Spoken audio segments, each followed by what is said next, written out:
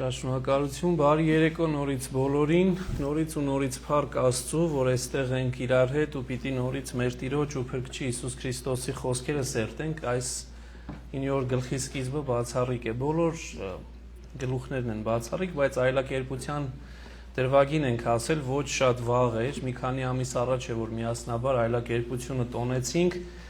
այսօր հասել ենք 9-րդ գլխին և փորձելու ենք մի քիչ ավելի մեծ հատված սերտել ու դրա համար, որպեսզի ավելի շատ ժամանակ չկորցնենք, միանգամից անցնենք նյութին, փորձենք տեսնել, թե այսօր Մարկոսի ավետարանը մեզ ինչ է փոխանցում։ Ես ինչպես ամեն անգամ անում եմ, նախ պիտի փորձեմ նախորդ չորեքշաբթի օրվա համարը ընթերցել, որը նախորդն էր հենց 8-րդ գլխի ավարտն էր, որից հետո արդեն այսօրվա 9-րդ գլխի սկիզբը կընթերցենք։ Նախորդը հետևյալն էր, ասում է եկան Բեթսայիդա և նրա առաջ բերեցին մի կույրի ու աղաչում էին, որ դիպչի նրան, և նա բռնելով կույրի ձեռքից գյուղից դուրս հանեց, նրա աչքերը թքով թրջեց և ձեռքը վրան դրեց, և հարցնում էր կույրին, թե բան տեսնում է։ Նա բացեց աչքերը և ասաց, տեսնում է մարդկանց, որ շրջում են ինչպես ծառեր։ Նա կրկին ձեռքերը դրեց նրա աչքերի վրա, կույրը իր աչքերը բացեց և տեսնում էր, բժշկվեց և ամեն ինչ հստակ տեսնում էր։ Նրան իր տունն արձակեց և ասաց. «Գյուղ մի մտիր, այլ գնա քո տունը, իսկ երբ գյուղ մտնես, գյուղում ոչ ոքի չասես»։ Եվ Հիսուս իր աշակերտների հետ միասին ելավ գնաց Փիլիպպյան Կեսարիայի գյուղերը և ճանապարհին աշակերտներին հարցնում և ասում էր. «Մարդիկ ինչ են ասում իմ մասին, ով եմ ես»։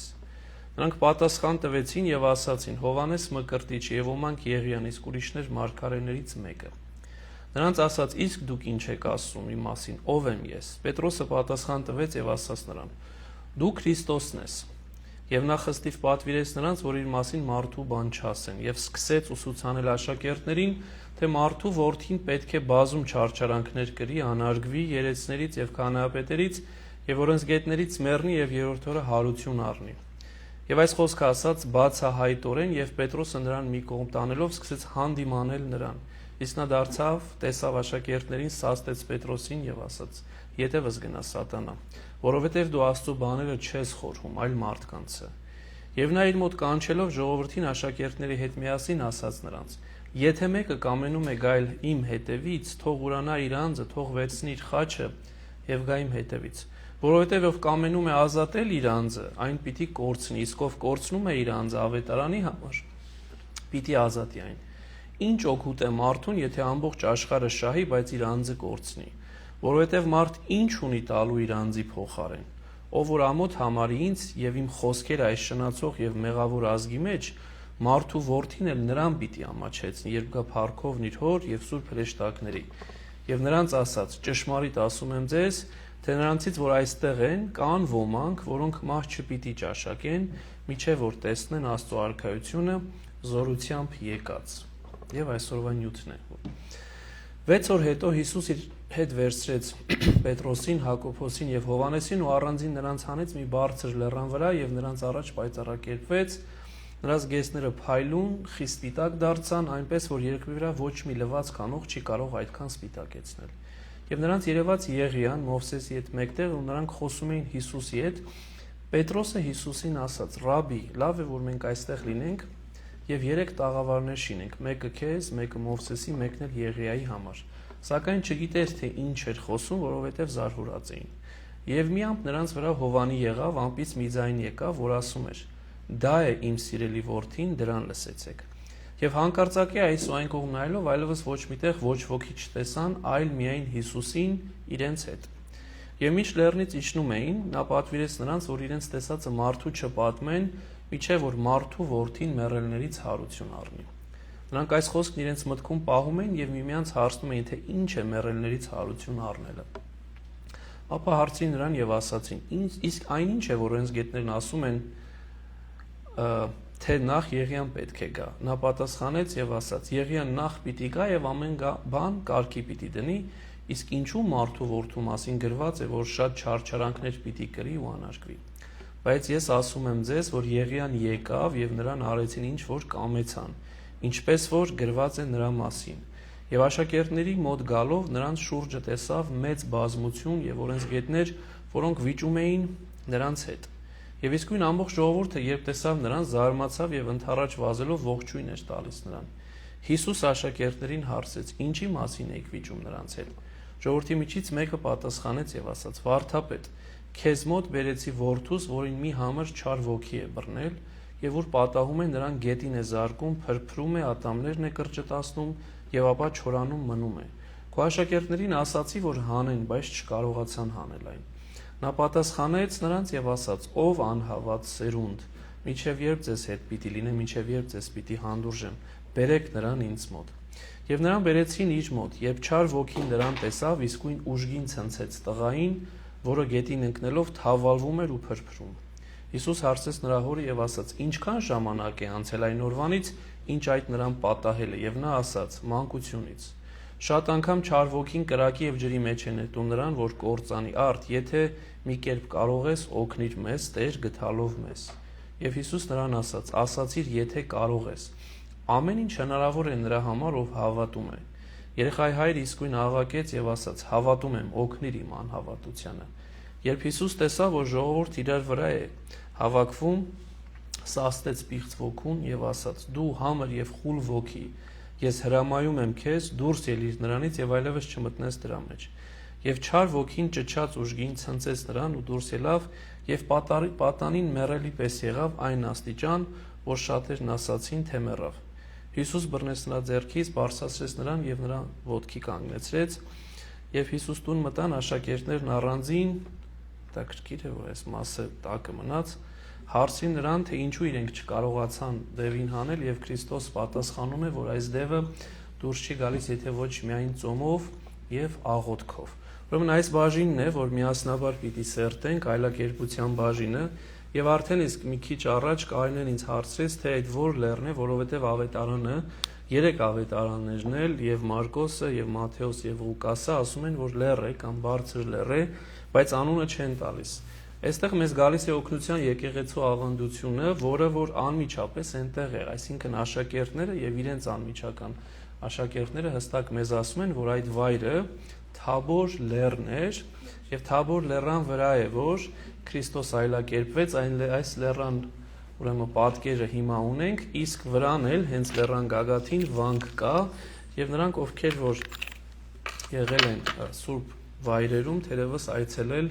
ու տեսել են։ Ուրեմն այստեղ էր, որ կատարվեց այս հրաշքը, որը այնքան մեծ է մեզ համար, որ 5 տաղավար տոներից մեկն է, ու հիմա պիտի խոսենք, թե ինչու է այլակերպությունը կամ պայծառակերպությունը այսքան կարևոր մեզ համար ու ինչ կապ կա իր ու մեր անձնական կյանքի միջև։ Սկսենք ինչպես որ մեր հայրերն ամեն անգամ անում են, նախադասություն առ նախադասություն, տող առ տող, փորձել բացատրել, հասկանալ, թե ինչ կա այս տեքստերի մեջ։ Ուրեմն սկիզբը հետևյալն էր. 6 օր հետո Հիսուս իր հետ վերցրեց Պետրոսին, Հակոբոսին եւ Հովհաննեսին եւ առանձին նրանց հանեց մի բարձր լեռան վրա եւ նրանց առաջ պայծառակերպվեց։ Հետաքրքիր է, եթե Ղուկաս ընթերցենք, Ղուկասի մոտ 8 օր է, ոչ թե 6 օր, որը հայրերն ասում են ներառում է բարձրանալու եւ իջնելու օրերը, իսկ Մարկոսը եւ Մատթեոսը կոնկրետ 6 օր են ասում, որովհետեւ կոնկրետ հենց այնտեղ լինելու օրերի մասին է խոսքը։ Իսկ 6-ն ինքնին արդեն 2 կարևոր խորհրդանիշ ունի։ Նախ 6 օրը արարչագործության օրերն են։ Աստված 6 օրում աշխարհը ստեղծեց եւ 7-րդ օրը հանգստացավ, եւ պատահական չի, որ այն մարդիկ կհիշեք Քրիստոս նոր ընթերցեցի, որ ասած ձեզանից ոմանք կան, որ չեն մահանա, միջև չտեսնեն Աստծո արքայությունը իր փառքով։ Եվ հիմա այս 3-ին տանում է վերև, որպիսի տեսնեն Աստծո արքայությունը իր փառքով, այսինքն այդ արարչագործության 6 օրերը, որ այս աշխարհն ու տիեզերքն են ստեղծվել, դրանից ավելի վեր Աստծո անմիջական արքայության մեջ պիտի լինեն, որը անբացատրելի է եւ որը չափազանց խորն է, ու ահա թե ինչու, օրինակ Մատթեոսը ասում է, որ երբ որ այս ամենին իրենք տեսան, աշակերտները գլուխները կախեցին դեպի գետին, որովհետեւ չէին կարողանում այդ ամբողջ հսկայական այդ մեծ զորությանը դիմանալ։ Ուրեմն 6 օր արարչագործությունը պիտի ավարտվի եւ մենք պիտի գնանք երկնքի արքայություն, այսինքն հավիտենությունը։ Հենց սա է, որ խորհրդանշում է այս 6 օրերի գաղափարը։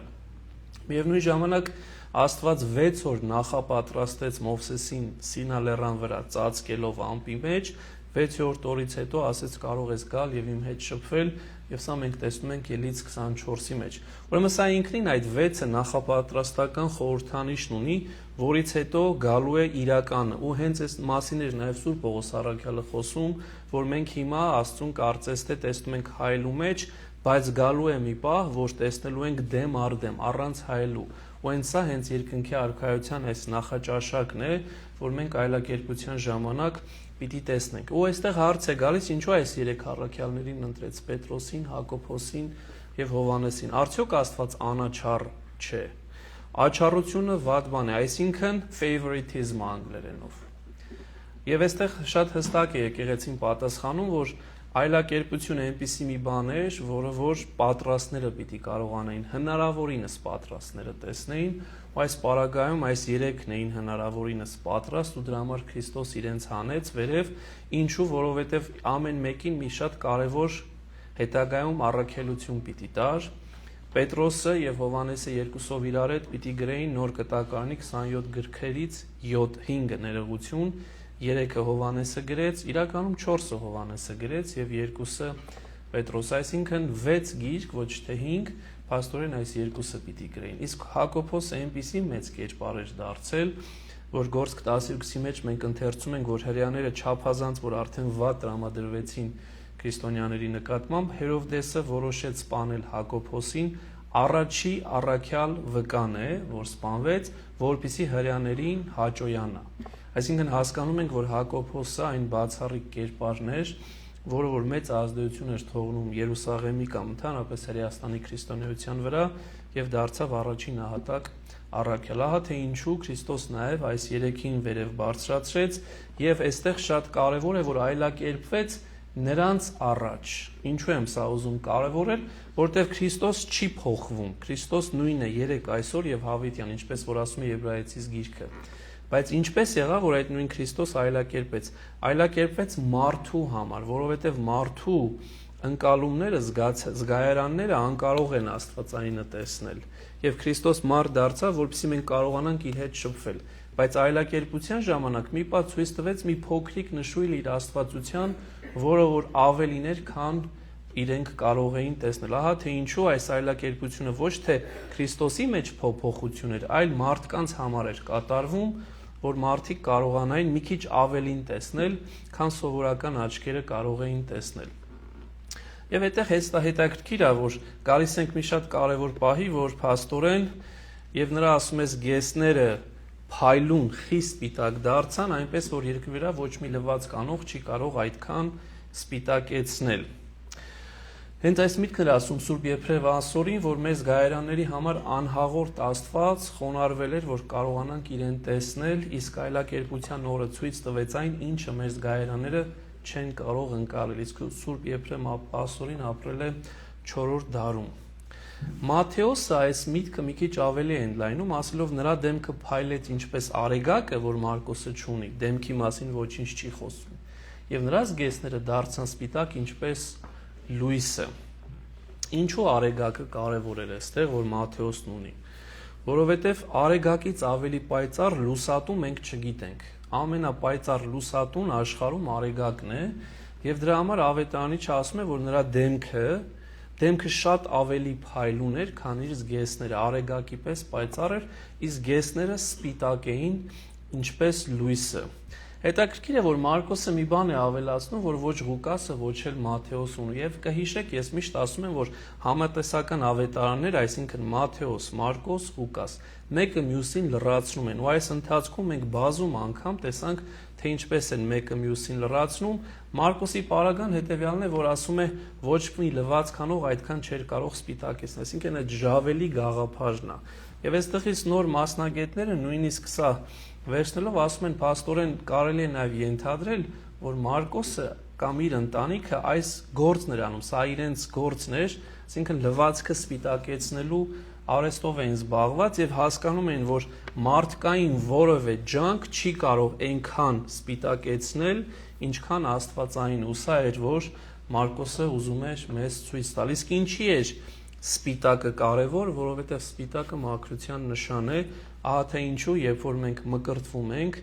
երախան նախկին չմկրտվածը, երբ որ մկրտվում է, սպիտակ զգեստ է հագնում, ցույց տալով նաև իր մաքրությունը, ու այստեղ նաև հենց հարսի սպիտակ շորը, որը իր կուսության խորհրդանիշներ, իր մաքրության խորհրդանիշներ, ձևականություն չի։ Իրական այդ խորհուրդը կա, որ այս անձը մաքուր է եւ պատրաստ է արդեն ամուսնության։ Ես այստեղ մի բան մտածեցի, որ հետաքրքիր է։ Կհիշեք արունահոսություն ունեցող կինը, որ գնաց եւ Քրիստոսի զգեստի քղանցքին դիպավ ու ասեց, եթե անգամ այդ ծայրին զգեստի կպնեմ, կլավանամ։ Եվ միտքս էդ եկա, որ այս կինը իր հավատով տեսավ են ինչ որ առաքյալներն տեսան այլակերպության ժամանակ։ Այսինքն ինքը արդեն հավատով տեսել էր Քրիստոսի զգեստի այդ լուսավորությունը, այդ զորությունը, ու այդ հավատով դիպչելը այս լուսավոր զգեստին բժշկեց նաև այս կնոջ։ Ու երբեմն մենք էլ մեր այլակերպությունն ենք ունենում, երբ որ հավատք ենքան ենք զորացնում, որ եթե մի մարդ ընդամենը տեսիլքով կամ Աստծո զորությամբ պիտի տեսներ, մենք կարող ենք հավատքով տեսնել եւ ստանալ այն արժեքը կամ այն օրհնությունը, ինչ որ այս պահին առաքյալները ստացան հետագայում այլակերպության ժամանակ։ Խոսակցություն կա, իրենք իրար հետ խոսում են եւ այստեղ ուզում եմ սա բերեմ, Պետրոսը Հիսուսին ասաց. «Ռաբի, լավ է ու մենք այստեղ լինենք եւ 3 տաղավար շինենք, մեկը քեզ, մեկը Մովսեսի եւ մեկն էլ Եղիայի համար, սակայն չգիտեր թե ինչ էր խոսում, որովհետեւ զարհուրած էին»։ Իսկ ինչ էին խոսում Հիսուս, Մովսեսը եւ Եղիան։ Սա արդեն մեզ Ղուկասն է օգնում, որ հասկանանք, որ ասում է եւ ահա երկու մարդիկ խոսում էին նրա հետ, նրանք Մովսեսն ու Եղիան էին, որոնք փառքով Երևանով խոսում էին նրա վախճանի մասին, որ տեղի էր ունենալու Երուսաղեմում։ Փաստորեն դուրս է գալիս, որ այս մարդիկ Մովսեսը, Եղիան եւ մյուսները փաստորեն խոսում էին, ուզում եմ այսպես անեմ, որ տեքստը լավ տեսնենք, խոսում էին այն մասին, որ Քրիստոս պիտի նահատակվի։ Քրիստոսի նահատակության մասին էր խոսքը, ժողովուրդ։ Եվ այս Քրիստոսի նահատակությունն է, որ փաստորեն ամենից կարևորն էր, եւ իրենք ուզում էին սրա մասին խոսել։ Ուզում եմ գալ հետ, երբ որ տեսնում են Քրիստոսին, Մովսեսին եւ Եղիային իրար հետ խոսելուց, երբ որ այս երանական վիճակի մեջ են, երբ որ երկնքի արքայության նախաճաշակը կա, այդ քաղցրությունը կա, այդ բարությունը կա, այդ լույսը կա, առաջի բանը, որ առաքյալների մտքին գալիս է, ինչն է, մնալ։ Չենք ուզում գնալ։ Եվ մոտենում է Քրիստոսին ու ասում. «Ռաբի, լավ է որ մենք այստեղ լինենք եւ 3 տաղավարներ շինենք, մեկը քեզ, մեկը Մովսեսի եւ մեկն էլ Եղիայի համար», բայց շարունակում է, սակայն չգիտեր թե ինչ էր խոսում, որովհետեւ զարհուրած էին։ Ռաբի բառը ուսուցիչ է, բայց եթե բառացի վերցնենք, նշանակում է իմ մեծ կամ իմ մեծություն, որը շատ կարևոր է որ հասկանանք։ Երբեմն մենք էլ դիմացին ասում ենք ինքն իմ մեծն է, կամ ինքը մեր ընտանիքի մեծությունն է, կամ մեր ազգի մեծությունն է։ Սա է ռաբին, ուսուցիչ, բայց ավելի շատ մեծ իմաստով։ Եվ ինչու էր տաղավար ուզում։ Տաղավարը վրանն է, թենթն է, որպեսզի մնան։ Եվ այստեղից էլ տաղավար տոն արտահայտությունն է կարծում ենք գալիս, որտեղ կարևոր տոներին մեր ազգը գնում ու մնում էր։ Վրանների մեջ մնում էին, բոլորը հավաքվում էին եւ այդ բառը, որ ես շատ եմ սիրում ու 2-3 օր առաջ մենք ունեցանք կոյնոնիան, այսինքն համանքային այդ սիրո ճաշը իրար հետ, մեր ազգը դարեր շարունակ սահարել է տաղավար տոների ժամանակ, որ իրար հետ են եղել, իրար հետ են աղոթել, իրար հետ են կերել եւ ի վերջո իրար հետ պատրաստվել են Քրիստոսի մեծագույն տոնին։ Բայց ինչու էր այստեղ Պետրոսի մոտ մի բան սխալ, որովհետեւ այդ նույն Պետրոսին մի քիչ առաջ Աստված հայտնվեց ու ասաց, որ ինքն է իմ որդին, ինքն է Քրիստոսը։ Բայց արի ու տես, որ Պետրոսը չհասկացավ, որ Հիսուսը Եղիայի ու Մովսեսի հավասար մեկը չի։ Հիսուսը տերն էր,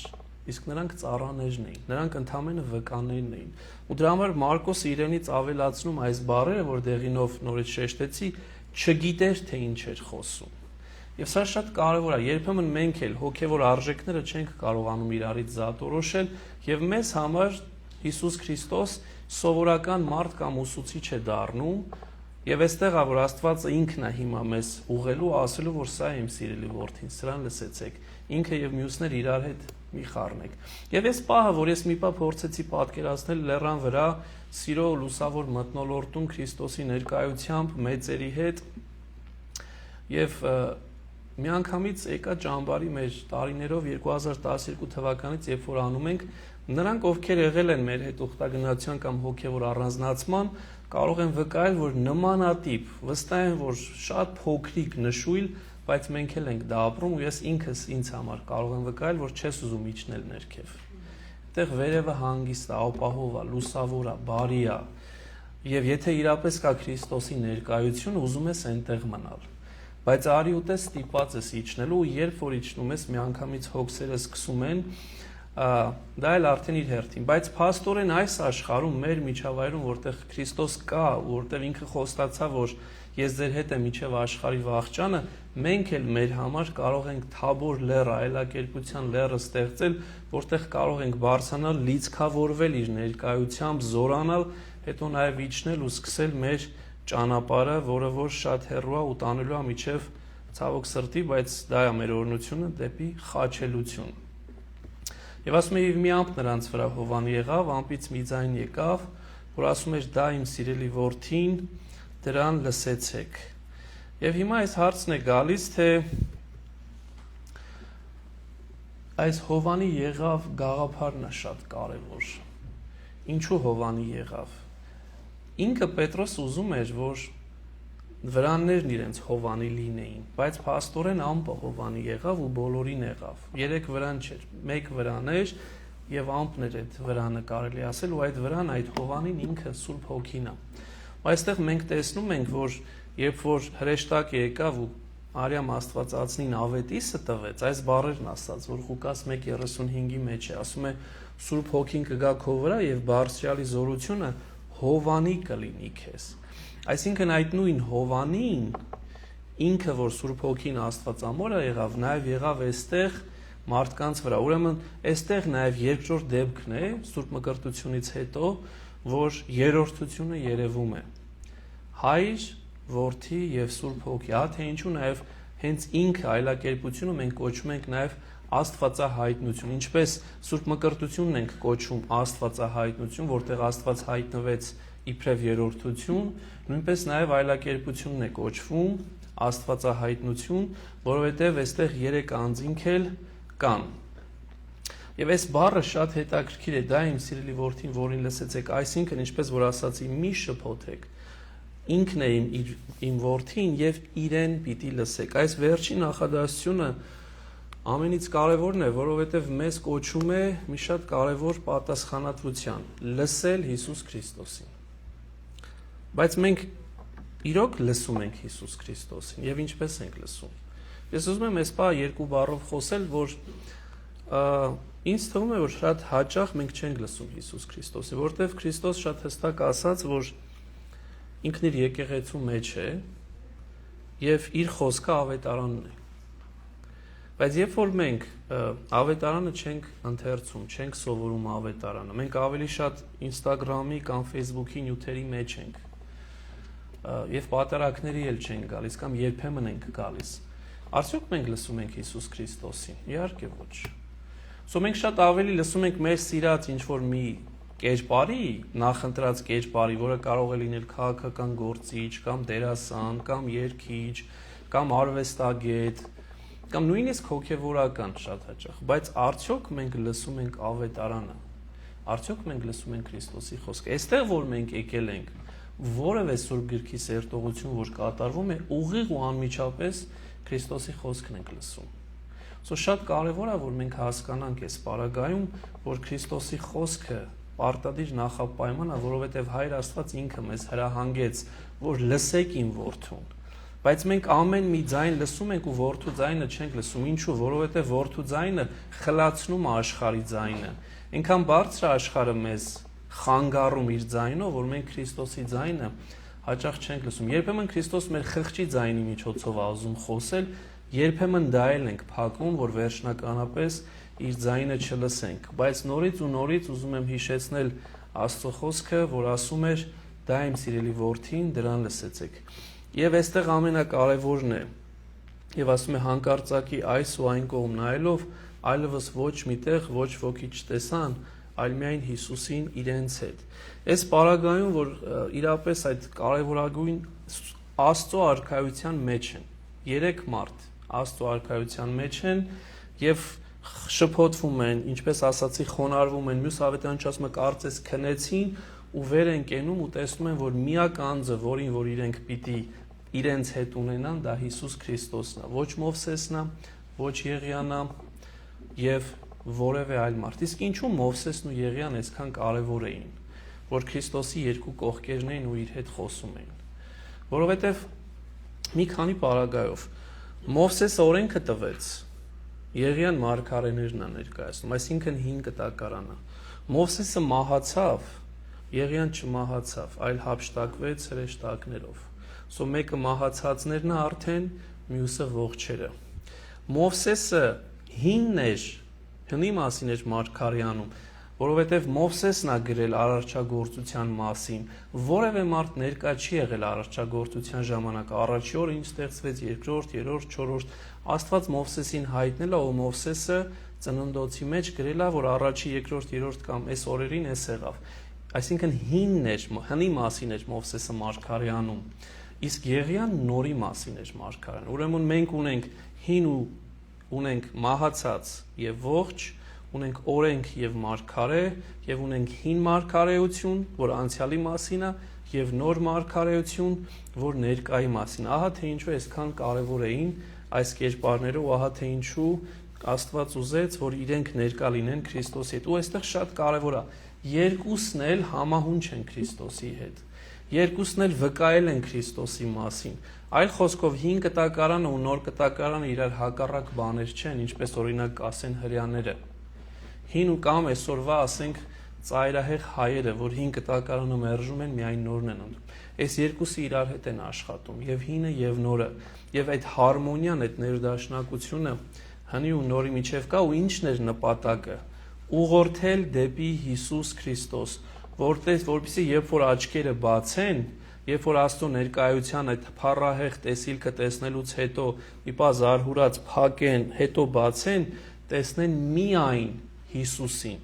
իրենց հետ։ Այս միայն Հիսուսին բառն է ամենակարևոր, ոչ այլ ինչ, այլ միայն Հիսուսին։ Ու ես դա նմանեցնում եմ այդ կենտրոնացման ամենակարևոր պարագային, երբ որ միշտ ասում ենք, այս Գարեգին առաջինը ժամանակին հետաքրքիր մի միտք ուներ, որ մեջբերեցի ու մնաց, որ ասում է մեր ամենամեծ խնդիրը ցրվածությունն է։ Մենք ամենուր ենք, մեր ուղեղը 1001 տեղ է։ Բայց ասում է արի ու տես, երբ որ ինչ-որ մի կարևոր բան է լինում, կարողանում ենք կենտրոնալ, ու հաճախ այդ կարևորը այդքան էլ կարևոր չի։ Եվ բերում է օրինակ ասում է տղամարդիկ, երբ որ ֆուտբոլ են դիտում։ Կենտրոնացած են ֆուտբոլի մեջ։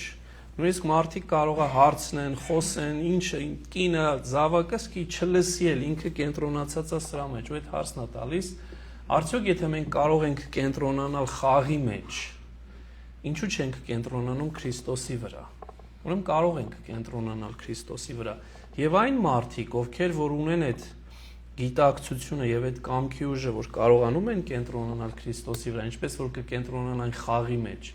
այդ մարդիկ են, որ արդյունք են տալիս, ու նման մարդիկ են, որ հետո դառնում են ազգի սյուները, ինչպես որ ասենք Նարեկացու շնորհալու նմաններ։ Ահա թե ինչու շատ կարևոր է, որ միայն Հիսուսին տեսնել ու կենտրոնանալ կոնկրետ միայն ու միայն Հիսուսի վրա։ Եվ ասում եմ, եւ ինչ լեռնից իջնում էին, նա պատվիրեց նրանց, որ իրենց տեսածը մարդու չպատմեն, մինչև որ մարդու որդին մեռելներից հարություն առնի։ Հետաքրքիր է, որ նորից այս հարցն է գալիս, թե ինչու մարդու չասեն։ Ախր այնպիսի բան ենք տեսել, որ ուզում ենք բոլորին պատմենք, որ բոլորին ասենք, որ դու այսքան մեծ ես Տեր։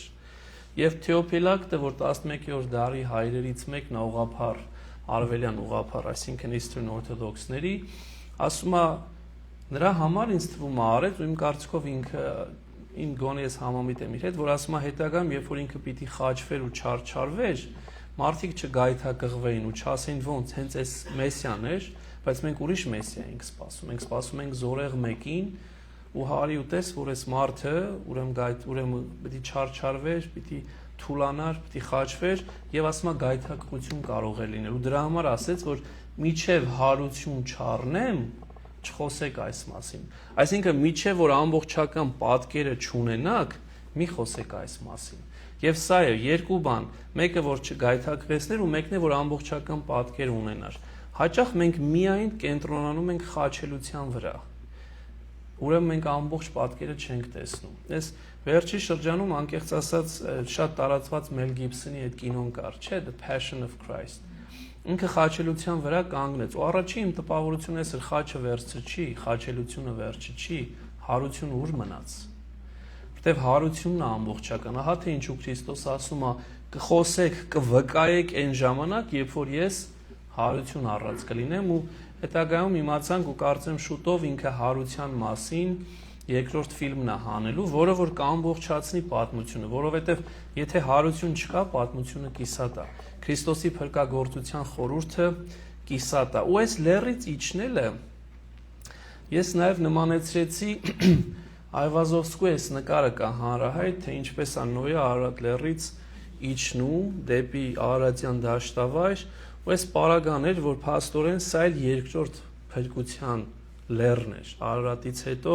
որ նոր մարդկության համար էր տրվում, որ գալու էր Քրիստոս ու արդեն Աստծո արքայության մասին մեզ խոսելու էր ու իր հետևից գալիս են մարդիկ, իր աշակերտները, ու իրենք գնում են դեպի մարդկություն, դեպի նոր կյանք, ու հենց սա էր, ուրեմն ճիշտ ժամանակը հարությունն էր, եւ այս լեռնից իջնելը շատ կարեւոր էր։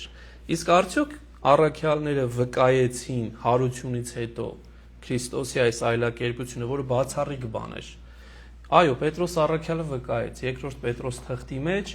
առաջից գլխում այս բառերն է ինքը ասում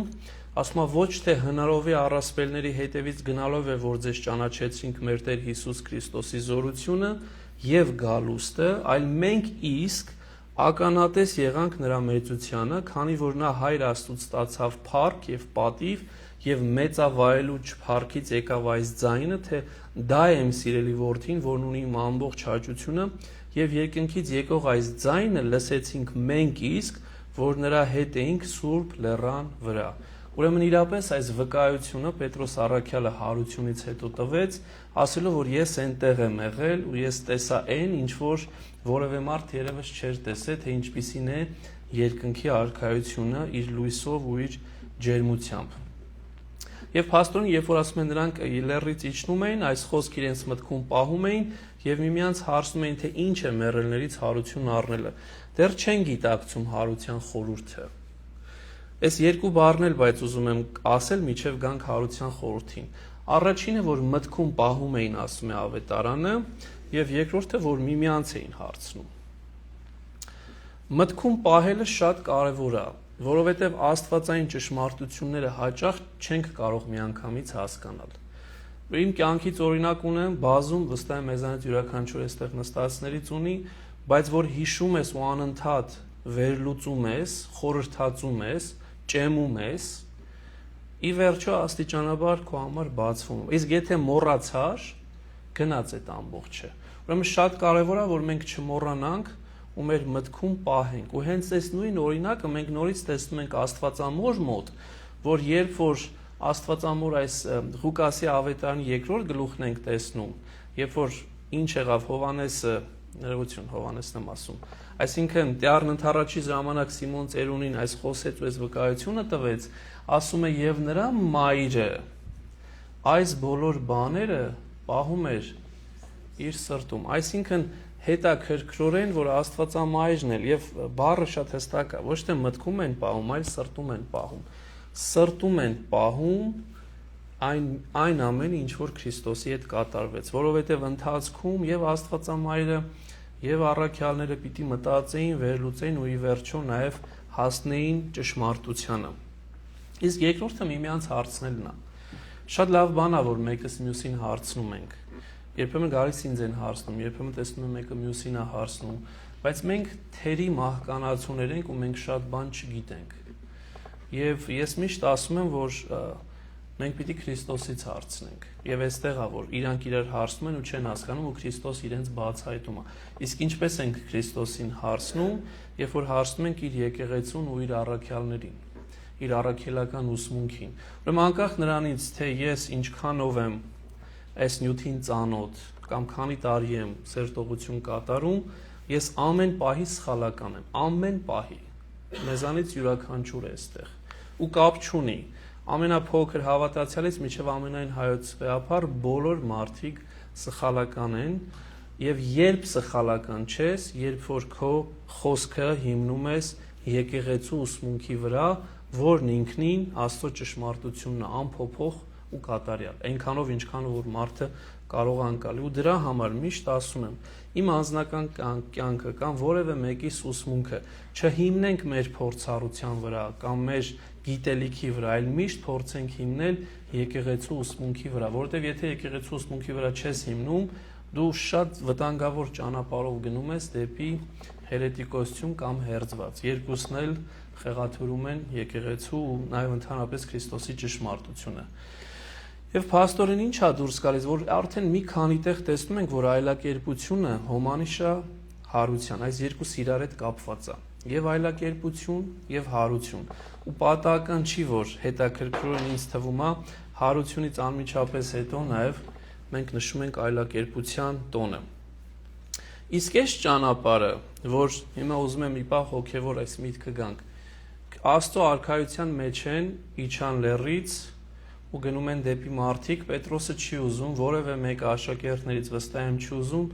գնում են միանգամից փորձության, հեսա փորձություն է լինելու, այնտեղ ժողովուրդը կռիվ անում ներքևը, եւ դրանից հետո նորից Քրիստոս խոսելու է իր խաչի մասին, իր չարչարանքների մասին ու իրենց առաջնորդելու է դեպի խաչի ճանապարհ։ Բայց միշտ այդ հույսն է տալու, որ հարություն կա։ Մենք միշտ ինչպես որ նախորդ թեմայի մասին սա խոսեցինք, հիմա էլ եմ ուզում խոսել, մենք միշտ չենք ուզում հարությունը տեսնենք։ Պետրոսը ինչ էր անում, թող դա քեզ հետ չլինի, ասում էր, որովհետև ինքը չլսեց հարության Պավետիսի մասին, ինքը միայն խաչի ու չարչարանքի մասին էր կենտրոնացել։ Ու նույնը մեջն է, բայց ճանապարհը երանության, այսինքն նորից դեպի լեռ բարձրանալու, այս անգամ ոչ թե մի ակնթարթ մնալու համար Աստծո ներկայության մեջ, այլ ամբողջապես հավիտենության մեջ խաչի ճանապարհով ենք անցնելու։ Սա էր Քրիստոս ուզում մեզ ասել։ Ուրեմն արքայությունը ցույց տվեց մեզ ու ասեց հիմա կգնանք խաչի ճանապարհով կանցնենք, որ արդեն հավիտենական այդ արքայությունը վայելենք հարության հույսի ներքո։ Սա ամբողջական պատկերն է, բայց կա նաև ժամանակի ընթացքում մի պատկեր կամ ժամանակի համար մի պատկեր, որ հաճախ ուզում եմ մեր անձի ու մեր ազգի հետ առնչել։ Կյանքը միշտ խաչելություն ու հարություն է։ Երբեմն խաչելության մեջով ենք անցնում, երբեմն հարություն ենք առնում։ Ու անընդհատ այս խնդիրը կա, անընդհատ խաչելությունը կա ու անընդհատ հարությունը կա։ Սա մեր անձնական կյանքն է, նույնը մեր ազգի կյանքն է։ Անընդհատ խաչելությունը կա, բայց անընդհատ նաև հարությունը կա։ Հարությունը կա, եթե մենք հավատում ենք հարության։ Այսօր իմ տեսնելով, ինչքան որ ես տեսնում եմ, մեր ոչից հանում են հարության հույսը։ Մենք չպիտի թույլ տանք, որ մեր մեջից հանեն հարության հույսը, վերականգնման հույսը, հոգիների, հողերի, ամեն ինչի, այս վերականգնումը, որ հարությունն է խորհրդանշում, լինում է, եթե դու հավատում ես դրան, եթե ունես։ Դրա համար այս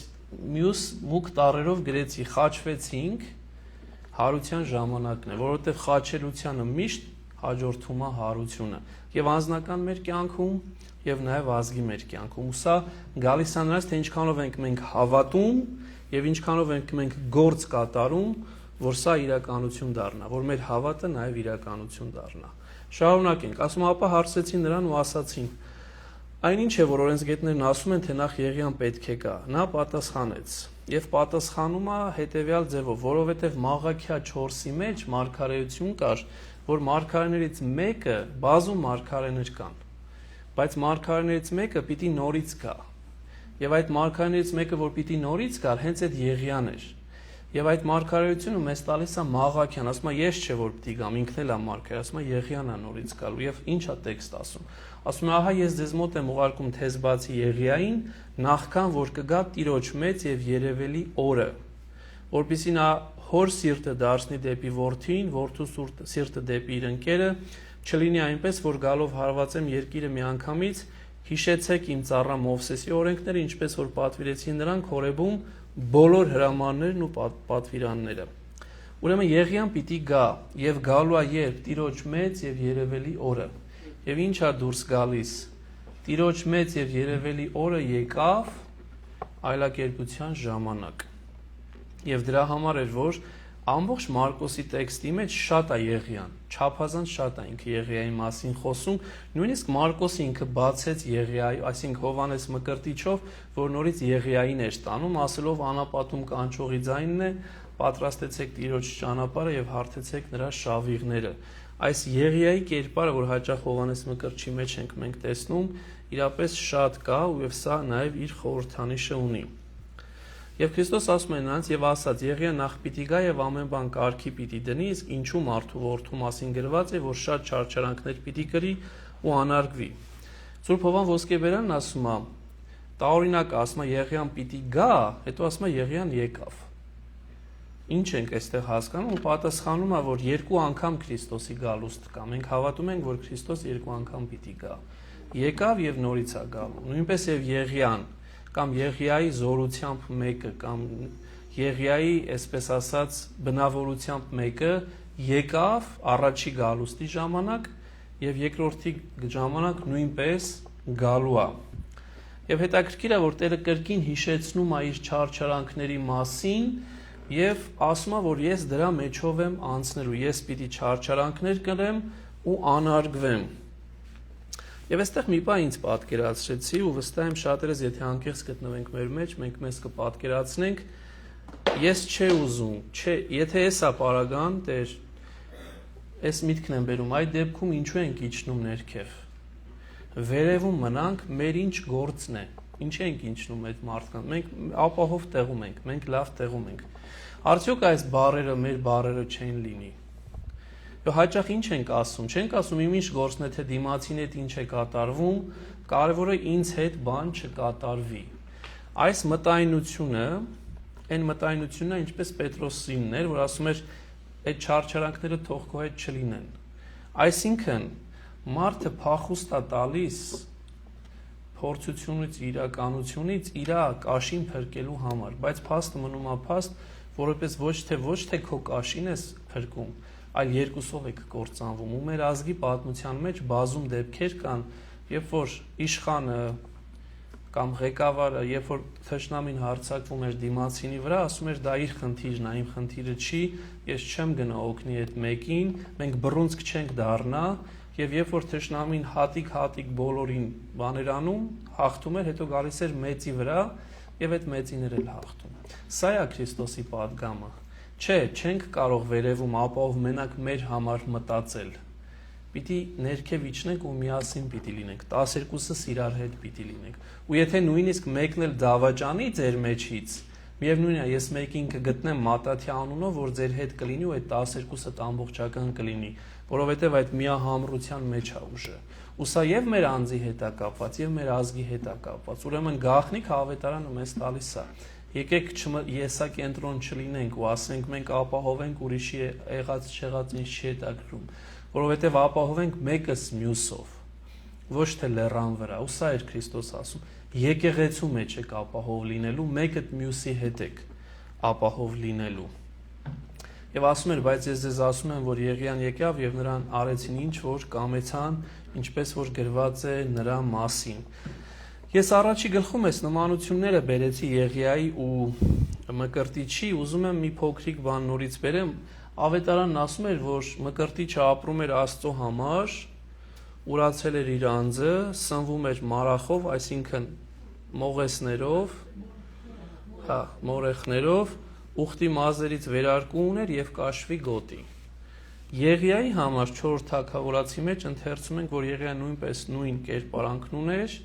եւ մազեր ուներ եւ կաշվի գոտի ուներ։ Այսինքն այս դեպքում նույնիսկ նկարները եթե նայեք, բավական նմանություն կա, որ ինչա դուրս գալիս, որ երկուսն էլ ամենակարևոր բանը որ ունեն, ոչ թե իրենց համար են ապրում, այլ ապրում են Աստծո համար։ Մեզանից շատ-շատերը այս է, որ կարծում են, որ պիտի սովորենք իրենից։ Եվ ասում եմ, եւ աշակերտների մոտ գալով նրանց շուրջը տեսավ մեծ բազմություն եւ օրեսգետներ, որոնք վիճում էին նրա հետ։ Այլակերպության պահը դուրս եկանք։ Երանությունը տեսանք, լեռից իջանք, Քրիստոս ասաց մարդու չասե, ու ասաց, որ վերջի օրերն են, Տիրոջ մեծ ու երանելի օրը եկել է։ Եվ արի ու տես, որ առաջի բանը, որ տեսնում են, որ մի մեծ բազմություն կա եւ օրենսգետներ, որոնք վիճում են նրանց հետ։ Ոսի այնքան ինձ հետ խոսեց, որովհետև մի բան ինձ իրապես փորձենք մեզ առաքյալների տեղը դնենք։ Հիսուս մեր հետ չի, մի մարդ է եկե, եւ այդ մարդու զավակին մենք չենք կարողանում բուժել, եւ մի անգամից պատե հառիթը չկորցնելով օրենսգետները սկսում են հարվածել ինձ, որ դուք խաբեբա եք, դուք էս եք, դուք են եք, եւ սկսում է բանավեճը, որովհետեւ դուք չեք կարողացել բժշկել։ Եվ ինչա դուրս գալիս Հիսուսի բացակայության ժամանակ մարդիկ խոցելի են առաքյալները, ուզում են պաշտպանվեն, բանավիճում են, որը նաև ինչ-որ կողմ դրական է, որովհետև օրենսգետները Աստվածաշունչը անգիր գիտեին։ Եվ եթե առաքյալները, որ դեռ ճանապարհի կեսն են, բայց արդեն ահագին բան են սովորել Հիսուսից, կարողանում են բանավիճել իրանց հետ, սա շատ լավ նշան է, բայց ամենախոցելին նա է, որ Քրիստոս իրանց հետ չի մեկ, եւ երկրորդ իրանք չեն կարողանում այդ դիվահարին բժշկել։ Իրանք ունեին իշխանություն բժշկելու, մենք կարդացինք եւ բժշկում էին, դիվահարներին էլ էին բժշկում, բայց այս պարագային չեն կարողանում ու գնալով ժողովուրդը բազմանում է ու մի վիճակ է դարձել, որի մասին հիմա պիտի խոսեմ։ Եվ ասում է, երբ որ Հիսուսը գալիս իրան մոտ, ամբողջ ժողովուրդը երբ տեսավ նրան, զարմացավ եւ ընդառաջ վազելով ողջույն էր տալիս նրան, Հիսուս աշակերտներին հարցրեց. «Ինչի մասին եք վիճում նրանց հետ»։ Հետաքրքիր այս բառը կա, որ եթե ուշադրություն դարձեցիք, չգիտեմ, ասում է, երբ որ նրա առջև գնացին, զարմացան։ Ինչի զարմացան։ Ես կարծում եմ զարմացան, որովհետև դեռ աստվածային այդ լույսը, այդ օրհնությունը դեռ ամբողջությամբ չէր գնացել իրենից։ Եվ մի բան նոր բան տեսան Քրիստոսի մեջ, որը որ չէին տեսել երբեք։ Եվ այս մասին նաև մենք տեսնում ենք նորից այս ժողովրդի միամտությունը, որ վազում են դեպի Քրիստոս, ընդառաջ են դեպի Քրիստոս գնում ու նաև իրեն ողջույն են տալիս։ Ինչու նաև սա էլ առանձնացրեցի, որովհետև վազեցին ընդառաջ, ասում է, եւ ողջույն տվեցին նրան։ Սա խոսում է ժողովրդի խոնարհության մասին, ժողովուրդ։ Հաճախ եկեք բոլորս անկեղծ լինենք մեր հետ, երբ որ մեկը գալիս է, մենք մեր տեղն ենք կանգնում, ասում ենք թող ինքը գա եւ մեզ բարև տա։ Ու մնաց մենք վազելով գնանք եւ ասենք բարև քեզ։ Մեր եսը այնքան է մեծացել, որ նույնիսկ մենք կարող է այնպես են անենք, որ կարծես չենք նկատել, որ ինքը ավելի մոտ է, ուր մնաց մենք առաջինը գնանք եւ բարևենք։ Առաքյալներից բացի պարզ ժողովուրդը ոչ միայն կանգնում է, այլ վազում է դեպի Քրիստոս եւ ողջույն է տալիս։ Այսինքն ցույց տալով այն իրական խոնարհությունը, որը որ Քրիստոսի հետևորդը պիտի ունենա, որը որ հաճախ մենք ինձանից սկսած թերանում ենք անել։ Եվ այս 4 կետն եմ ուզում առաքյալների մեջ բերեմ։ Ինչի է խնդիրը։ Առաքյալները կարծես իրանց մեծագույն փորձության մեջով են ասում։ Երևի սրանից ավելի մեծ փորձություն մեկ էլ Քրիստոսի ձերբակալությունն էր։ Տեսեք, մենակ են,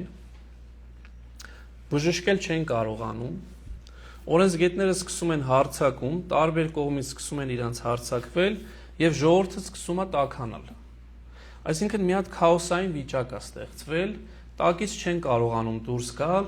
եւ այս վստահ եմ իրենք հետեւյալ միտքն են ասում. մեզ որտեղից օգնություն կգա, ինչպես որ Սաղմոս 2-ն է ասում, եւ Սաղմոս 2-ի պատասխանը ի՞նչ է, որտեղից է օգնությունը գալիս։ Տիրոջ լեռից։ Եվ այդ լեռից եկավ Քրիստոս։ Քրիստոս եկավ այդ լեռից օգնության պատերազմի մեջ գտնվող իր հետևորդներին։ Մեզանից յուրաքանչյուրը այդ պատերազմի մեջ է։ Մեզանից յուրաքանչյուրը կարող է լինել մենակ, կարող է չունենալ այդ ուժը, որ դժվարությունը հաղթահարի,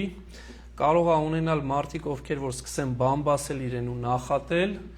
եւ նաեւ կարող է լինել այնպես, որ շատերին իր դեմ հանեն ու սկսի մի ամբողջ ժողովուրդ իր մասին վատաբանել ու այս պահին, երբ որ քեզ միայնակ ես զգում, երբ որ քեզ թույլ ես զգում, ակնկալում ես Տիրոջ օգնությունը ու այստեղ այդ կարևոր վիճակն է, Տերը չի ուշանում։ Տերը գալիս է ու երբ որ գալիս է, չի հարցնում այդ մարդկանց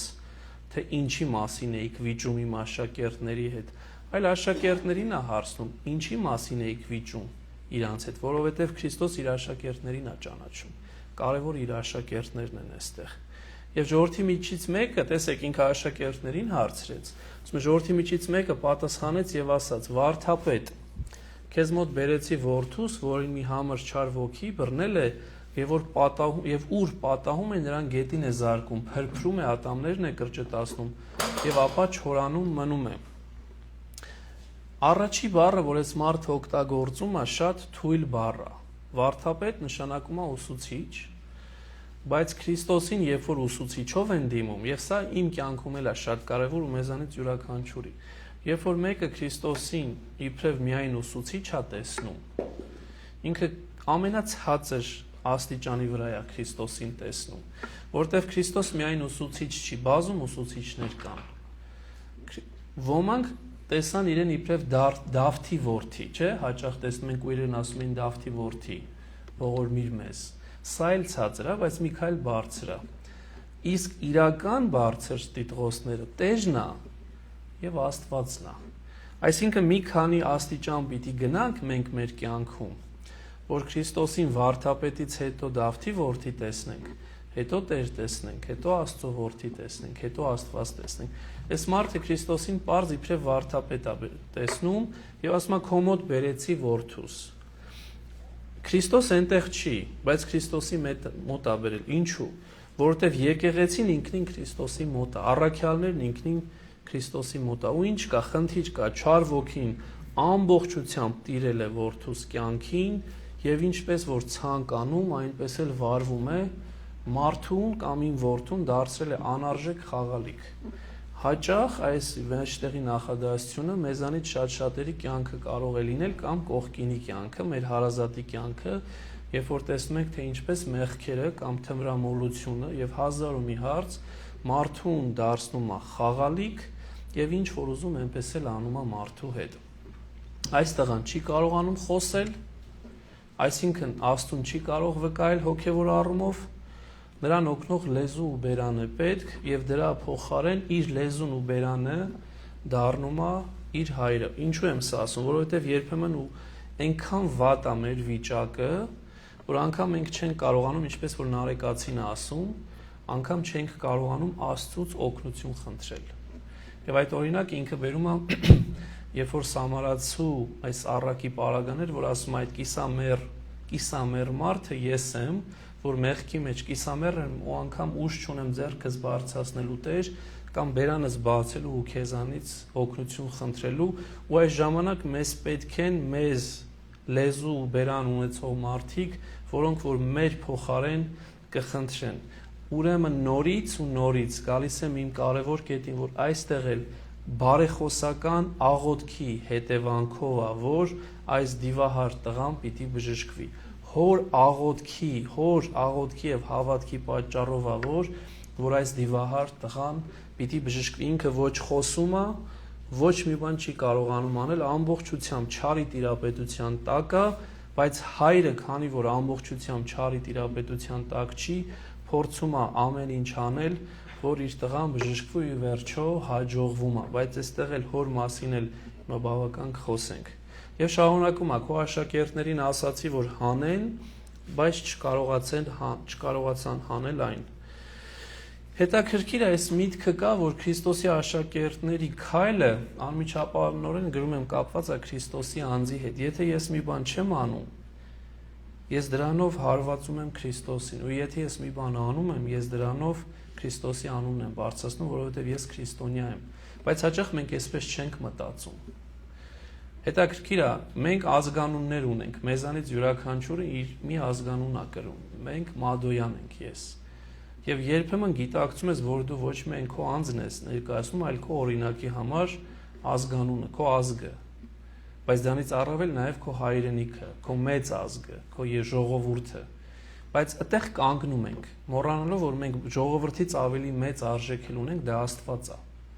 Եվ մենք նաև պետքա մեր Աստծուն ներկայացնենք։ Ու եթե մենք ձախողվում ենք նաև մեր Աստծուն, մեր չափով։ Ու դրա համար հաճախ քրիստոնյաները կոչվում էին նաև Քրիստոսի դեսպաններ, ambassadors of Christ։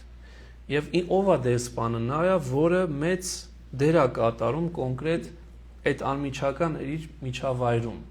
Եվ մեզանից յուրաքանչյուր իրեն իբրև պիտի դեսպան տեսնի, բայց Քրիստոսի դեսպան։ Այո, հայ ազգի դեսպան ենք, այո, մեր ընտանիքի դեսպանն ենք, բայց դրանից առավել նաև Քրիստոսի դեսպաններն ենք, որովհետև նրանք, ովքեր մեզ են տեսնում, պիտի տեսնեն նաև Քրիստոսին, ինչպես որ նաև պիտի տեսնեն հային, ինչպես որ նաև պիտի տեսնեն կոնկրետ ասենք իմ ընտանիքին կամ իմ ցեղին։ Ու շատ կարևոր է, որ այդ ամենավերևի աստիճանին մենք հասնենք, որ մեզ տեսնենք իբրև Քրիստոսի դեսպաններ։ Եվ քանի որ կարծես թե, ոչ թե կարծես թե, այս մարդը մեղադրում է, որ քո աշակերտները չեն կարողացել բժշկել, դուք եք մեղավոր, ու միշտ իրամ ուրիշի մեջ է մեղքը փնտրում, դուք եք որ չեք կարողացել բժշկել, Քրիստոս սկսում է այս մարդու աչքերը բացել հոգու, ասելով նա պատասխանեց նրան եւ ասաց. ով անհավատ սերունդ, միջև երբ ձեր հետ պիտի լինեմ, միջև երբ ձեզ հետ պիտի հանդուրժեմ, բերեք նրան ինձ մոտ։ Ասելով որ անհավատը դուք եք, խնդիրը ձեր մեջ է, ու ոչ թե մեկի, այլ ամբողջ սերունդի մեջ է, եւ արդեն իմ համբերությունը հատվել է։ Եվ այս համբերության հատվելը մենք տեսնում ենք եւ 5 տակարանում, երբ որ նույն անհավատ սերունդը, այս դեպքում հրեաները, ամեն անգամ Աստծո հրաշքից հետո նորից կասկածում էին։ Ամեն ինչի համար կասկածում էին։ Լավ, մանանան տվեց, բա ջուրը տվեց, բա վայրը, եւ այլ անընդհատ կասկած կար։ Եվ անընդհատ Աստծուն նեղացնում էին կասկածով։ Հաճախ մենք էլ նույնպես ենք անում։ Ու պահը գալիս, որ այստեղ շատ կարևոր միտք կա, որ ես էլ հաճախ ինքս իմ աղոթքների մեջ բան եմ անում, որ Տեր Աստված այնպես թող չլինի, որ ես քո համբերությունը հատեմ իմ մեղավոր կյանքով։ Ու դրա համար Աստված այստեղ ասում, որ միջև երբ ձեր հետ պիտի լինեմ, միջև երբ ձեզ պիտի հանդուրժեմ։ Այսինքն չափ կա, չափը պետք չի անցնել։ Եվ վերջի բանը, որ ասում է, հետևյալն է. բեր նրան ինձ մոտ։ Ես չեմ գալու, դուք բերեք իմ մոտ։ Եվ շատ կարևոր է, որ այս բառակապակցությունը մենք հիշենք։ Մենք Քրիստոսի մոտ տանենք հիվանդին։ Իսկ Քրիստոսի մոտ նորից եմ ուզում շեշտել, եկեղեցին է, ուրիշ վայր չի։ Եվ նրան բերեցին իր մոտ։ Երբ չար ոգին նրան տեսավ, իսկույն ուժգին ցնցեց տղային, որը գետին ընկնելով թավալվում էր ու փրփրում։ Այստեղ մի բան ասենք, երբ արեգակի դեմք ունեցող եւ անչափ սպիտակ զգեստներ ունեցող Քրիստոսին դևը տեսնում է, խուճապի է մատնում եւ սկսում է տագնապել։ Այո, մարդկանց աչքերը էլ չէին տեսնում Քրիստոսի դեմքն իբրև արեգակի պայծառության ու զգեստները, բայց դևը հոգեվոր էակա, ինքը տեսնում է դա։ Ինչու են դևերը այսքան փախնում, վախենում, որովհետեւ իրենք տեսնում են ավելին, քան մարդն է տեսնում, ու անընդհատ իրանք ցնցվում են, տագնապի մեջ են, որովհետեւ ինքը Քրիստոս հենց նույն այդ Աստվածն է, որ իջել է։ Ու սրա համար այդ խուճապի մատնությունը բերում է տագնապի ու ինչ անում, ինքը այդ տագնապը արտահայտում է մարդու վրա, սկսում է նրան ցնցել։ Եվ վերջին անգամ փորձում է իր վատությունը անել այստեղ, բայց Տերը անդրդվելու է, ինքը գիտի ինքով է Քրիստոս։ Այս դեպքը երբ որ եղավ, պատկերացրեք, ասում է բեր իմ մոտ, բերեցին տղային առջև ու միանգամից խնդիրը սկսեց, դիվահարը սկսեց դեպի իր գործ անել։ Առաջի բանը ինչ կլներ մեր ժողովրդի մեջ։ Խուճապ։ Օ, ինչ եղավ, արի բան անենք, ոնց եղավ, հələ այս վիճակը ինչ է, բայց Քրիստոս, այս ուզում եմ Տերը անդրդվելի է եւ հանգիստ հարցեր է սկսում տալ հորը, որը անտրամաբանական է։ Այդ վիճակի մեջ, որ այս տղան ցնցվում է, փրփրում է, այս ձայները հանում, Քրիստոս սկսում է հարցեր տալ։ Այդ տղան դեռ փրփրում է այնտեղ։ Դրա համար անգլերենով գրեցիայում in control, do not be troubled։ Էսա Քրիստոսի հանգստությունը մեզ ցույց տալիս, ինքը հանգիստ է։ Եվ սկսում է հարցեր տալ, այդ ընթացքում հորն է սկսում հարցեր տալ, երբ իր տղան ցնցումների ու դժվարությունների մեջ ասում է, Հիսուս հարցեց նրա հորն ու ասաց. ինչքան ժամանակ է անցել այն օրվանից, ինչ այդ նրան պատահել է։ Ուզում է հասկանա խնդիրը որտեղ է։ Ոչ թե հասկանա, այլ ցույց տա, որ այդ մարդը ինքը հայրը հասկանա, թե խնդիրը որտեղ է։ Ուզում եմ այստեղ մի քանի կետ առանձնացնել։ Առաջինը, որ հետագայում պիտի տեսնենք, որ մարդը ասում է մանկությունից։ Մանկություն բառը ցույց է տալիս, որ սա տղայի գիտակից մեղքի պատճառով չի եղել, այսինքն փոքր երեխա է եղել, այն մեղքերը չի գործել, բայց դիվահարությամբ է վարակվել։ Երկրորդը, որ մանկության մեջ էլ կարող ենք չարից վարակվել, քանի որ ադամական մեղքը կա, դրա համար սուրբ մկրտությունը պարտադիր է։ Եթե Աստված ներկա չի մարդու մեջ, սուրբ մկրտությունն է, որ Սուրբ Հոգին քո մեջ է մտնում ու դառնում ես Աստծո տաճար, չար ամեն վարքյան կարա մտնի, դու դատարկ ես։ Ուրեմն պետք չի ուշացնել, այստեղ գնամ, Երուսաղեմ գնամ, Հայաստան գնամ, մկրտությունը պարտադիր նախապայման է։ Մի րոպե շուտ մկրտեք ձեր զավակներին, Երրորդը ցույց տվեց, որ այս մարդկանց տառապանքը երկար ժամանակ էր։ Փաստորեն այս մարդը, տղան եւ հայրը երկար ժամանակ տառապում են։ Եվ չորրորդ բացահայտեց, որ անձը հիմնական քայլ չէր կատարել իր մանկանը օգնելու համար։ Մանկությունից մի բան չէր արել։ Իսկ հիմնական քայլը, որ պիտի աներ ու չէր արել, Աստծուն տանելն էր իր մանուկին, դեպի Աստված տանելն էր։ Եվ ասում է, եւ նա ասաց մանկությունից շատ անգամ չար ոգին կրակի եւ ջրի մեջ է նետում նրան ու կործանում։ Մարդը մի քիչ էլ է փակագծերը բացում։ Բացի այն, որ ինքը փրփրում է, գետնին է անգնում, նաեւ հաճախ չարը իրեն կրակի եւ ջրի մեջ է նետում, որպեսզի նրան կործանի։ Չարը մեզ ցանկանում է կործանել։ Հաճախ մարդիկ կան, որ ասում են ես սատանիստ եմ, եւ բավական շատ կան նման մարդիկ, ինչու, որովհետեւ ասում են ինքը ուժեղ է, ես եթե իր հետ եղա,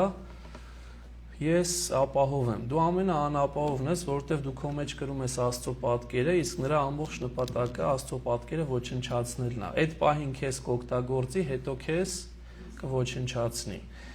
Չարի ամբողջ նպատակը մարդու կործանումն է։ Իսկ գիտեք, երբ է մարդը վերջնականապես կործանում, երբ որ ինքն իրան է սպանում։ Որտեվ դու կարող ես նահատակ լինել եւ երկնքի արքայությանն արժանանալ, բայց եթե դու ինքդ քեզ ես սպանում, ինքնասպանություն ես գործում, դու վերջացած ես ու դրա համար անգամ եկեղեցին հոգեհանգստյան աղոթք չի կատարում։ Ոչ թե հոգան, այլ ասենք թաղումը ինքնին հուղարկավորությունը չի կատարում։ Սո այստեղ դուրս է գալիս, որ չարի ամբողջ նպատակը մարդուն ինքնասպանության դրդելն է։ Դա կլինի ջրի մեջ նետելով, խորհրդանշական առումով, թե կրակի մեջ, բայց մի բան, որ դու ինքդ քեզ ես ուզում նետել, որպեսզի ինքդ քեզ ոչնչացնես։ Ու հետո սա է, որ վերջնական քեզ կործանման է տալիս։ Դրա համար զգուշ պիտի լինենք այդ մտքերից։ Շատերը կան, որ իրար հետ խոսում ենք ու խոստովանում են, որ նման մտքեր ունեմ։ Ամենավատ բանն, ամենավերջի բանն է, հանկարծ այդ մտքերի նույնիսկ մի վարքյան տեղ չտակ ձեր մեջ։ Դա այն է, որը որ վերջի քայլն է։ Աստված միշտ կա, Աստված միշտ ողորմած է, եւ Աստծո ողորմությանը մենք չենք կարող ասել չէ։ Երբ որ մարդն ինքն իր վրա ձեռք է բարձրացնում, ինքը ասում է Աստված դու չկաս ու կամ ոչինչ չես կարող անել։ Չէ, Աստված ամենակարող է, շատ կարևոր է։ Մյուս պահարական, որ այստեղ այլաբանություն են հայրերը տեսնում, հետեւյալն է, որ հաճախ ինքնակործանումը միանգամից չի կատարվում, մարդ միանգամից ինքն իրեն չի կործանում։ Երբ որ դու գիտակցաբար մեղքի կյանքի մեջ ես ու շարունակում ես այդ կյանքի մեջ մնալ, դու աստիճանաբար այդ թույնը խմելով քեզ աստիճանաբար սպանում ես։ Եվ դրա համար այդ երկու ամենացավալի թույները, որ մանավանդ վանականներն են այս մասին խոսում, ճգնավորները, որ կարծես թե մարդու ամբողջ կյանքում իր հետ է, մեկը զայրույթի ախտն է, մեկը կիրքն է։ Եվ դրա համար են հայրերն ասում, շատ հաճախ զայրույթը կրակի տեսքով են, երբ որ մարդ բորբոքվում է, կարծես կրակ լինի, չէ, մուլտիպլիկացիոն բան, գլուխը այսպես կրակը, կամ կիրքը, որ խոնավության հետ են առնչվում։ Սո զգուշ լինենք, որտեվ այդ երկուսը են ամենատարածված մեղքերն են, որոնք որ մեզ աստիճանական կործանման կարող են տանել, ու սրա մասին է նաև հայրերն ասում, որ պատահական չի, որ ասած կրակ եւ ջուր, նաև ցույց տալով այդ զայրույթի ու կրքի մեղքը,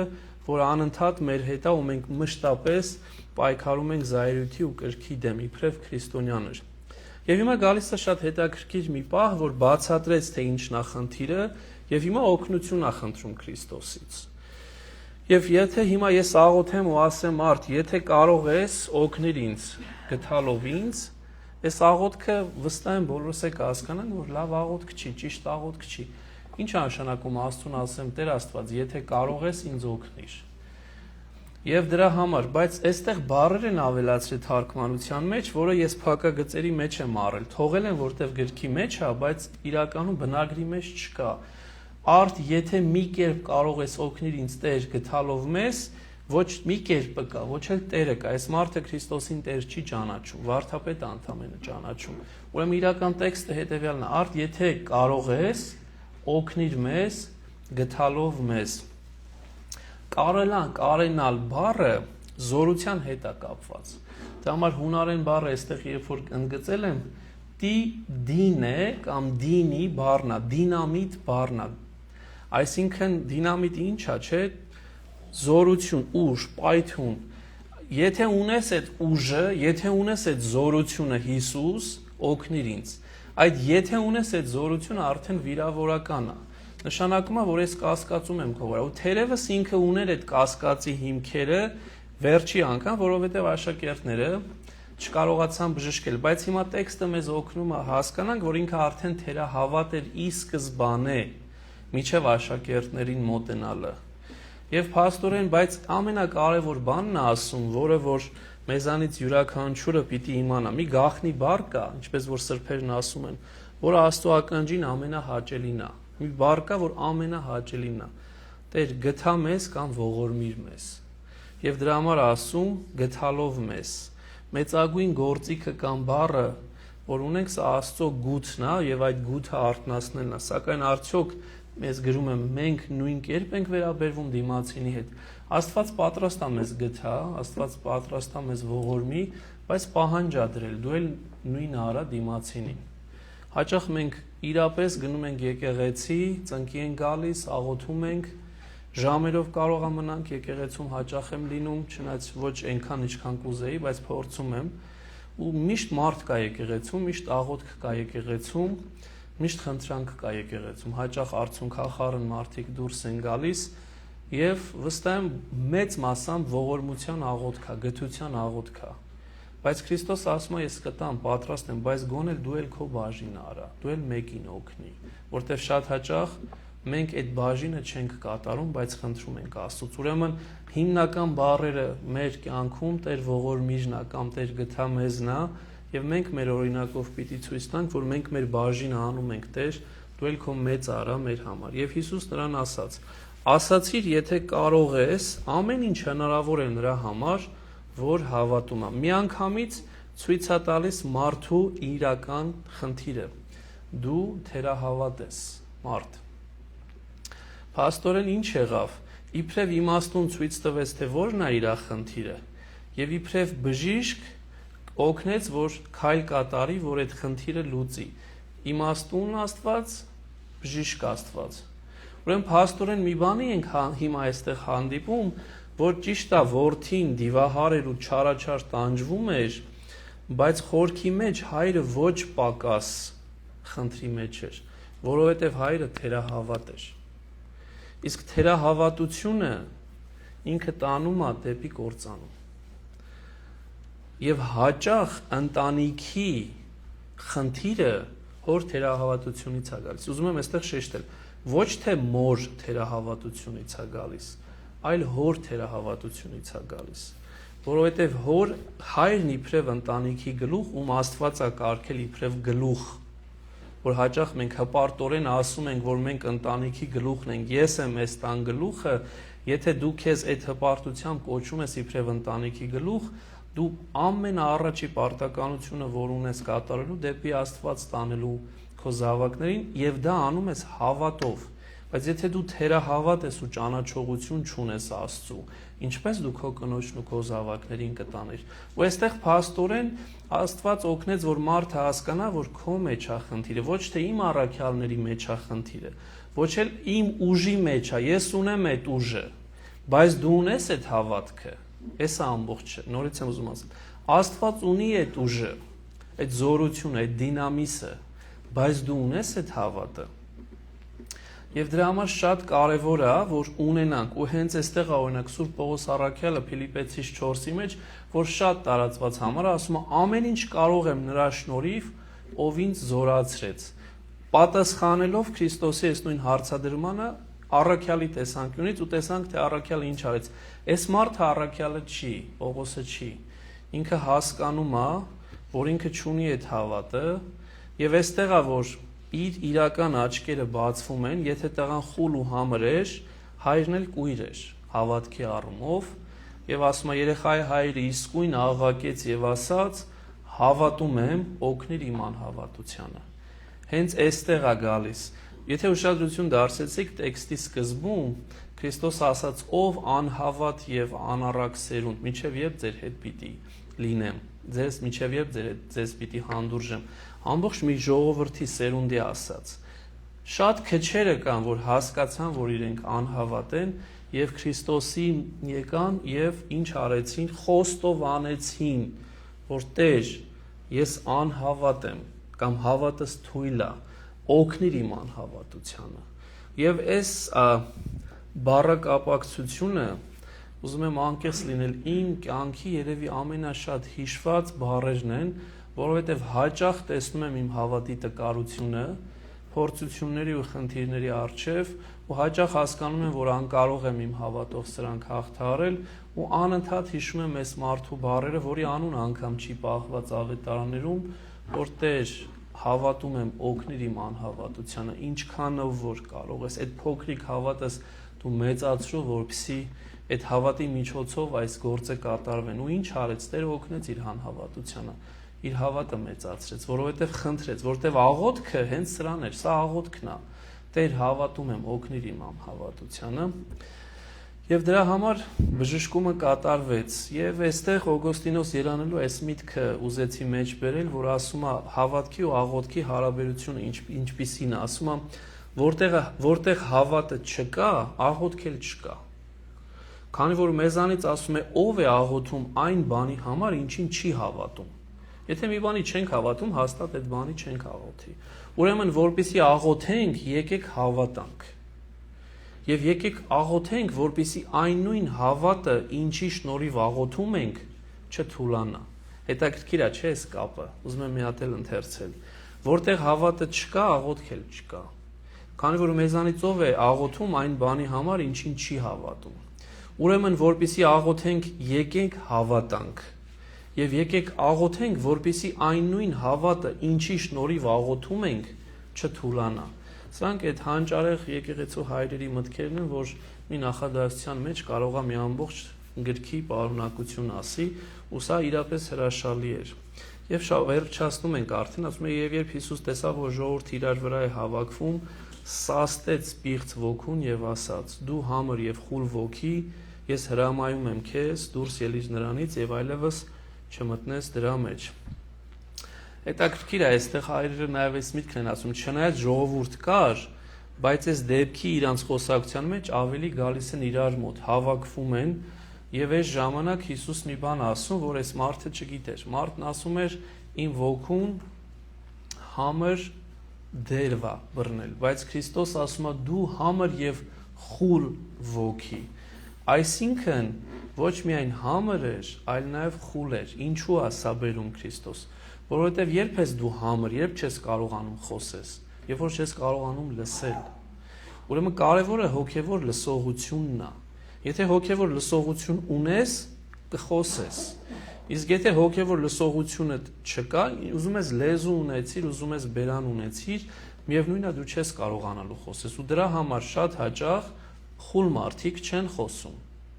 որովհետև չեն կարողանում լսել։ Ու դրա խնդիրը նաև ինքը Քրիստոս բերեց այնտեղ, որտեղ որ հայրը այսքան ժամանակ չէր էլ հասկացել, որ խնդիրը չլսելու նաև մեջով։ Դու համր եւ խուլ ոգի, ես հրամայում եմ քեզ, դուրս ելիր նրանից եւ այլևս չմտնես դրա մեջ։ Այս վերջի նախադասությունը խիստ կարևոր է, որովհետև սրանով ինքը ասեց, որ այն լուծումը, որ ես տվեցի, մնայուն է։ Որտեւ եթե հիմա դուրս գար չար ոգին, մի որոշ ժամանակ հետո էլի մտներ, ժամանակավոր լուծում էր տալու Քրիստոս։ Բայց Քրիստոս ցույց տվեց, որ ես եթե լուծում եմ տալիս, մնայուն լուծում եմ տալու, այլևս այդ խնդիրը դու չես ունենալու, այլևս այդ խնդիրը քո մեջ չի լինելու։ Եվ սա շատ կարևոր է, որ հասկանանք։ Եվ ասում է, չար ոգին ճչաց, ուժգին ցնցեց նրան ու դուրս ելավ եւ պատանին մեռելի պես եղավ, այն աստիճան, որ շատերը ասացին, թե մեռավ։ Ուրեմն չար ոգին չի կարող չհնազանդվել Աստծուն եւ դուրս է գալիս, վերջի իր ջինքն է գործադրում մարդուն գետին գցելով, այն աստիճանը երիտասարդը վատանում, որ կարծում են, թե մահացավ։ Եվ այս պահը հայրերը շատ հաճախ ասում են, եւ այստեղ էս դրագանող տղաներին երբեմն վիդեոները նայում ես, խենթանում ես, չգիտես, մահացած է թե ողջ է այդ մարդու, ինքան նմանություն կա այս դիվահարության ու այսօրվա այս drug addiction-ի մեջ։ Բայց ուզում եմ վերադառնալ այս հոր կերպարին, հայրը թերահավատա, ուզում է հավատա, ասում է Տեր օգնիր իմ հավատին եւ չարը միջև վերջ պայքարում է, այսինքն այս վերջի հարվածնելն էր, որ որդուն թողեց կիսամեռ վիճակում, որ շատերին թվաց, թե մեռավ։ Դե հիմա տեսնեմ հավատում ես, թե չէ։ Եվ այս ամբողջ պայքարը անընդհատ պայքար է, ու միակ ձևը Քրիստոսի հետ լինելու մեջ է, եւ Քրիստոսին խնդրելու է, որ Քրիստոս բռնի նրա ձեռքից, եւ ասում է Հիսուս բռնեց նրա ձեռքից, բարձրացրեց նրան եւ նա ոտքի կանգնեց։ Պատահական չի, որ բազում տեղեր Քրիստոս բռնում է մարդու ձեռքից եւ բարձրացնում։ Սա վերականգնման իրական մոդելն է, այսինքն, եթե ես ինձ ընկած եմ տեսնում կամ զգում բարոյական առումով, նյութական առումով, աշխատանքի առումով, մտավոր առումով, ընտանիքի ինչ առումով, ազգի առումով, միակ ձևը բարձրանալու այն է, որ Քրիստոս իմ ձեռքից բռնի ու բարձրացնի։ Ես էլ չեմ կարող բարձրանալ մենակ։ Իր ձեռքից կարիք ունեմ, որ ինքը բռնի։ Նույնը եղավ այստեղ նաև Պետրոսի օրինակով։ Պետրոս խորտակվում էր, ուրիշ ձև չուներ, Քրիստոս ձեռքը տվեց, բռնեց ու բարձրացրեց։ Լինի ծովի մեջ խեղդվելուց, թե չարի ծանր այդ հարվածներից կիսամեռ վիճակում, բոլոր դեպքերում Քրիստոսի ձեռքն է մեզ պետք, որ մեզ բռնի ու բարձրացնի։ Երբեմն կամ հաճախ Քրիստոսի օգնող ձեռքը մենք ենք, եկեղեցու անդամներս ենք, որ մեկս մյուսին պիտի օգնենք։ Լինենք այդ օգնող ձեռքերը, ոչ թե այն մարդիկ, ովքեր նայում են ու կողքից անցնում առանց որևէ ինչ-որ ձև ցավակցելու կամ փորձելու օգնել, որտեվ բառը ինքնին անեստի բառը կամ անեստե բառը հին ձևով նշանակում է հարություն, բարձրանալ նաև հարություն։ Քրիստոս անեստի էկնեկրոն, Քրիստոս հարություն առավ մեռելներից հունարեն։ Այսինքն այս բարձրացնել բառը հաճախ նաև գրաբարի մեջ հիմա մենք կորցել ենք, նշանակում է հարություն տվեց, բարձրացեց, սա խորքային իմաստ ունի։ Իր մեռելներից հարություն տվեց այս մարդուն, իրական մարդ, նոր մարդ դարձրեց, մարդ, որ այլևս չարի կապանքների մեջ չի մնալու։ Եվ այստեղ Բիդը 8-րդ դարի անգլիացի էս Սուրբն ասում էր, Հիսուս ցույց տվեց, որ կատարյալ Աստված է, երբ հրամայեց չար ոգուն դուրս գալ, եւ որ կատարյալ մարդ է, երբ տղայի ձեռքից բռնեց եւ բարձրացրեց։ Եվ երբ Հիսուս տուն մտավ, աշակերտներն առանձին հարցրին նրան, ինչու մենք չկարողացանք հանել դրան։ Տիրոջ զորությունը իրապես անսահմանափակ է եւ օրենսգետների բերանը փակ է։ Ցեն օրենսգետները, որ բանավիճում էին աշակերտների հետ, որ դուք էս եկենեք, փակվեց բերանը։ Բայց աշակերտները կոտրված էին բառի բուն իմաստով։ Այս բառը շատ ենք օգտագործում, որովհետեւ սկսել էին արդեն շատ ծանր տանել այս վիճակը, խայտարակվեցին այլ խոսքով, բոլորի առջև խայտարակվեցին եւ այդ վիճակից Քրիստոսին ասում են ինչ եղավ Տեր, բայց դու այդ իշխանությունը մեզ տվել էիր, մենք դև էինք անում, մենք բժշկում ենք, ինչի չկարողացանք եւ ասում եւ նրանց ասաց Տերը, այդ տեսակը ուրիշ բանով չի ելի, եթե ոչ ծոմապահությամբ ու աղոթքով։ Փաստորեն բազում տեսակներ կան, մի տեսակի մասին չի խոսքը։ Տեսակներ կան, որ ավելի չոր են, ավելի խիստ են, ու ավելի շատ ջանք է պահանջվում։ Լինի դա փորձություն, լինի դա հիվանդություն, լինի դա դիվահարություն, ինչ էլ որ կոչես։ Եվ երբ որ զգում ես, որ աղոթքը չի բավարարում, պիտի միացնես ծոմապահությունը սրան։ Ցավոք սրտի շատ տեքստերում այս ծոմապահություն բառը մանավանդ անգլերենների մեջ հանված է, բայց հին բազում ձեռագրերում ծոմապահությունը ներկա է։ Եվ այդ երկուսը ոնց որ շատ հաճախ հայրերն ասում են, արծիվի երկու թևերն են։ Մի թևով երբեմն հնարավոր չի թռնել, երկուսն է պետք, մանավանդ նման լուրջ փորձությունների ժամանակ, ուրեմն պետք է աղոթքը եւ պետք է ծոմապահությունը։ Այս երկուսն են, որ դժվարության ժամանակ պիտի նաև ծոմապահություն օգնենք։ Ու դրա համար արդեն դեռ Տերտուլիանոսի 200-ականներին կամ Հերոնիմոսի 300-ականներին ասում են առավել համառ դևերի կամ փորձությունների համար աղոթքի հետ նաև ծոմապահություն է անհրաժեշտ, որը հավիտենական ճշմարտություն է։ Սա տեքստներ, հիմա փորձենք բանալի բառերը տեսնել, ինչ վերցրեցինք, սա իմ առաջարկած բանալի բառերն են, մեզանից յուրաքանչյուրը իր բանալի բառերը կարող է տեսնի,